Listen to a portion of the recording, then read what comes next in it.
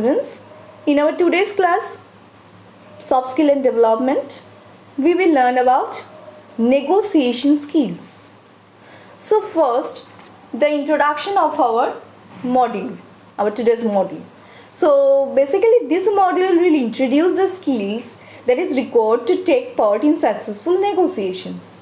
It introduces a systematic approach to preparing and conducting negotiations at all levels, such as analysis of any kind of case studies or discuss real life experience and take part in simulations.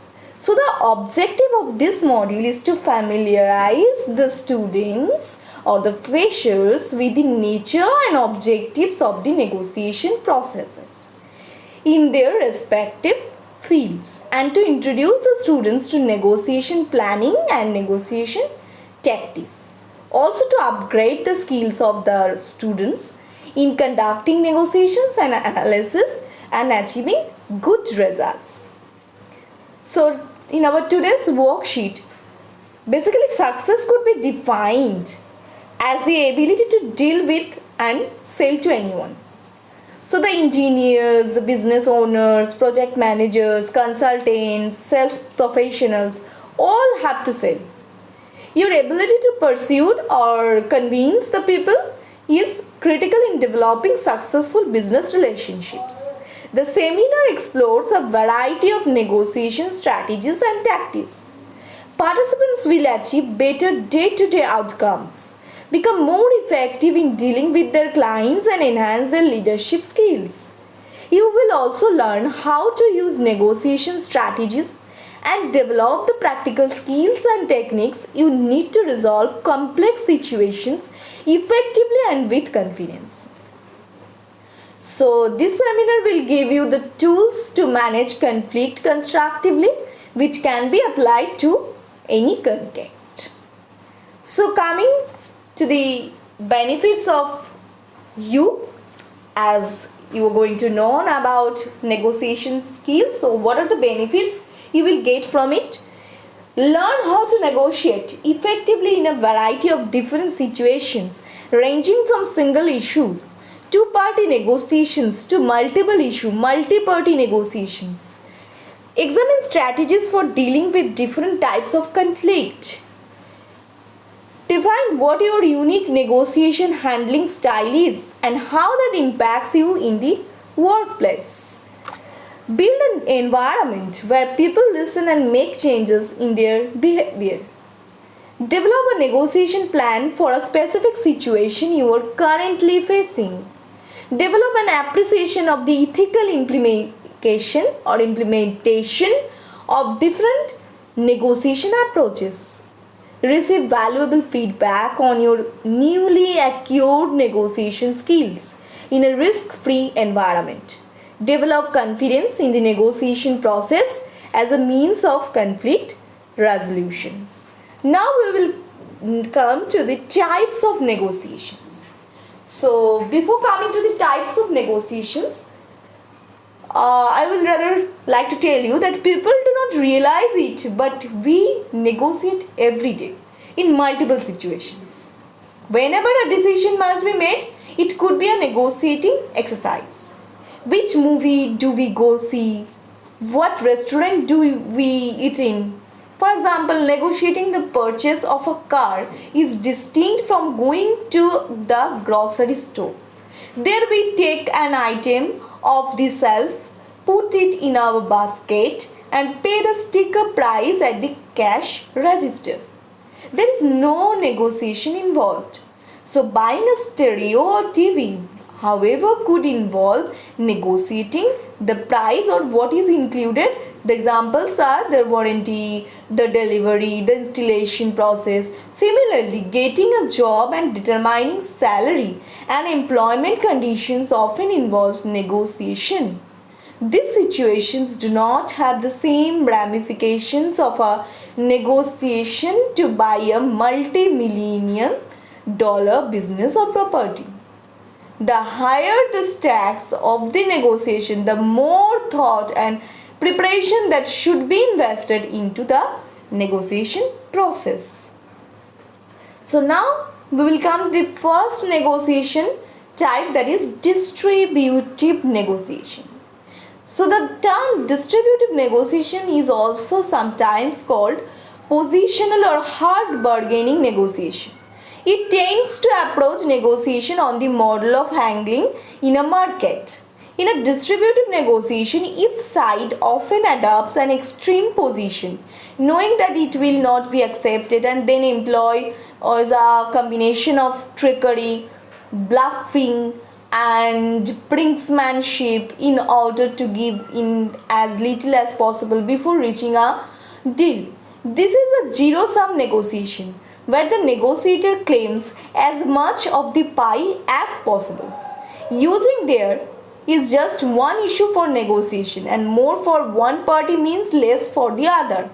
Although the goals of the parties are in different conflict, a negotiator can adopt either a competitive or cooperative negotiation style in a distributive bargaining situation. Distributive negotiation strategy identifiers a distributive negotiation strategy is generally appropriate where the parties do not know each other very well, or the parties are unlikely to work together in the future, or the negotiation is over a limited number of things or issues, example that is price only. So that is the distributive negotiation. Now we will come to the negotiation tactics and technique. So first is early anchoring. Anchoring is fixing or establishing the focus of discussion around a certain point, whether it is a figure, a range, or an issue, simply by asserting it. Early anchoring involves being the first party to make an offer that is beyond or at the fair margin of the range of credible or reasonable offers. This tactic has the effect of fixing the apparent bargaining range around this point, which is typically favorable to the person who anchors early. Now come to the finting. Finting means misleading the other party as to your true interest or objectives by stressing goals or interests that are in fact unimportant to you, and then giving them up for concessions from the other side that are important to you. Such feints help to disguise your true bottom line and interest. Now come to the misleading concession pattern. It is common to make smaller and smaller concessions as negotiations converge on a negotiator's bottom line. Knowing this, negotiators can mislead the other side by using a concession pattern that converges at a point above the actual bottom line. So the other side, reading the concession pattern, may mistakenly conclude the conceder has reached his or her bottom line and therefore settle in order to save the deal. Now come to the splitting the difference. When the parties are stuck at different positions, one solution is to each compromise half the difference. For example, with offers at the dollar of 600 and dollar of 1000, the compromise would be $800. So this technique gives the appearance of fairness. Next is ultimatum, which is take it or leave it. This occurs where a party claims to be submitting their final offer. The other side must take the offer or the negotiation is over. In reality, nothing prevents any party from making another offer at a later time. So the next type of negotiation is interrogative negotiation. So interrogative negotiation is also sometimes called interest-based or principled negotiation. So it is a set of techniques that attempts to improve the quality and likelihood of win-win agreements with parties working together to increase the amount of resources to maximize mutual gain. While distributive negotiation assumes there is a fixed amount of value, which is a fixed pie, to be divided between the parties, interrogative negotiation often attempts to create value in the course of the negotiation, which is expand the pie. Interrogative bargaining often requires two or more issues so that trades can be made.